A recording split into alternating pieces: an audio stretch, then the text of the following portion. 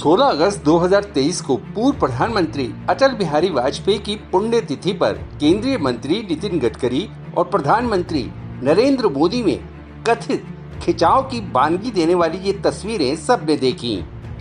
सड़क परिवहन और राष्ट्रीय राजमार्ग मंत्री रहते हुए नितिन गडकरी की ओर से देश की सड़कों का कायाकल्प कर देने की बात गडकरी के समर्थक ही नहीं, उनके विरोधी भी मानते हैं। 66 साल के गडकरी का नाम एक बार फिर सुर्खियों में है। 27 अक्टूबर 2023 को गडकरी पर बनी बायोपिक फिल्म रिलीज होने जा रही है।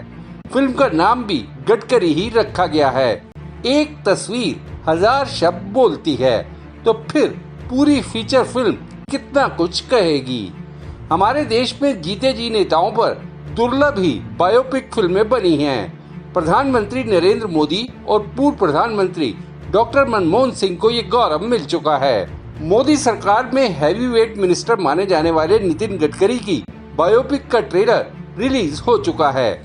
गडकरी के गृह नगर नागपुर में 16 अक्टूबर को ट्रेलर रिलीज समारोह में महाराष्ट्र के डिप्टी सीएम देवेंद्र फडणवीस समेत स्थानीय बीजेपी नेता मौजूद रहे।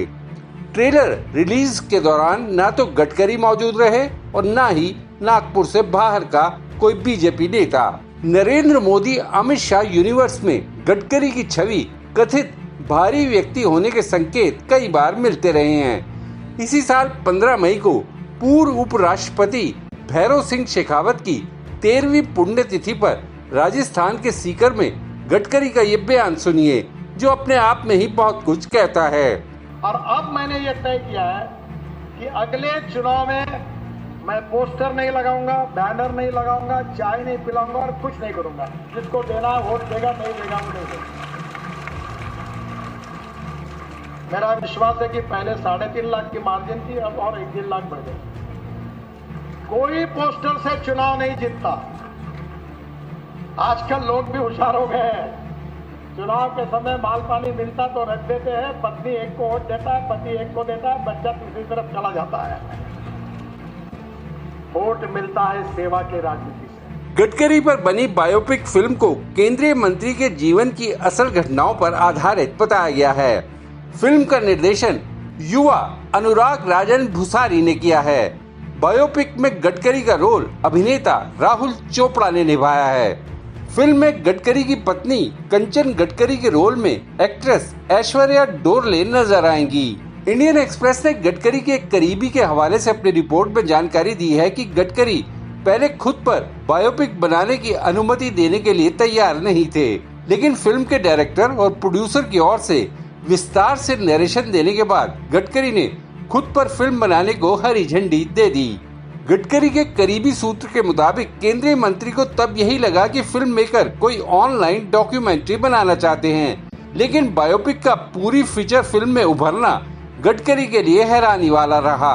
गडकरी के करीबी सूत्र के मुताबिक ये सब देखते हुए गडकरी का फिल्म के ट्रेलर रिलीज से खुद को अलग रखना स्वाभाविक है। गडकरी ना तो फिल्म का अनुमोदन करते हैं और ना ही खारिज करते हैं। वो युवा उभरते फिल्म मेकर्स का हौसला नहीं तोड़ना चाहते।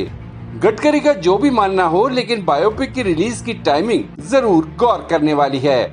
2024 लोकसभा चुनाव के साथ महाराष्ट्र विधानसभा चुनाव के लिए भी उल्टी गिनती शुरू हो चुकी है।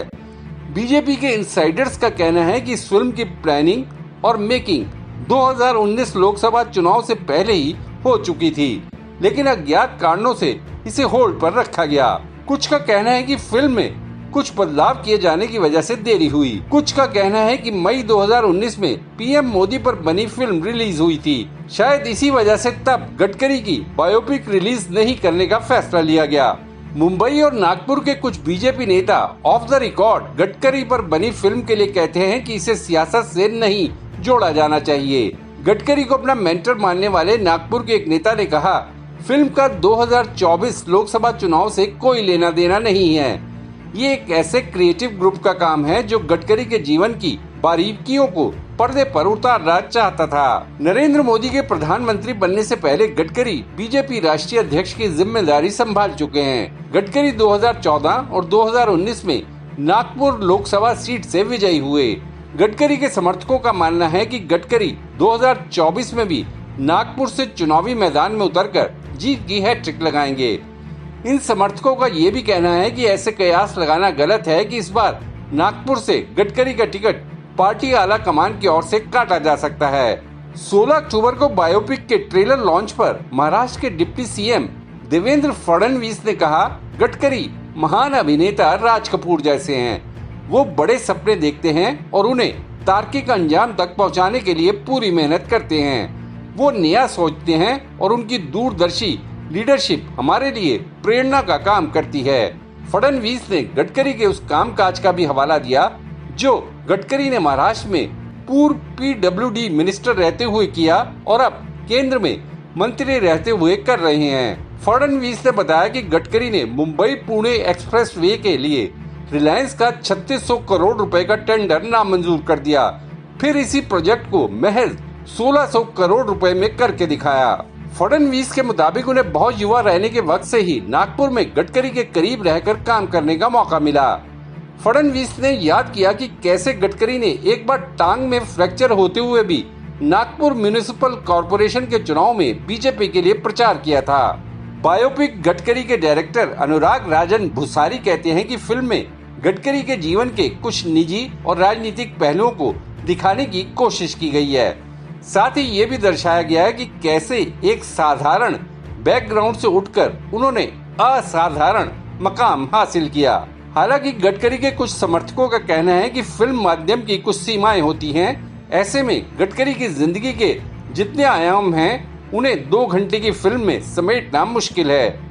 खैर, जो भी है, गडकरी के समर्थक हों या विरोधी, सभी को 27 अक्टूबर को बायोपिक की रिलीज होने का इंतजार है। देशनामा के लिए खुशदीप सहगल की रिपोर्ट। आपको ये वीडियो कैसा लगा या अगर आपके दिमाग में कोई सवाल है तो कमेंट बॉक्स में जरूर बताइएगा। वीडियो पसंद आया तो लाइक शेयर करना ना भूलिएगा।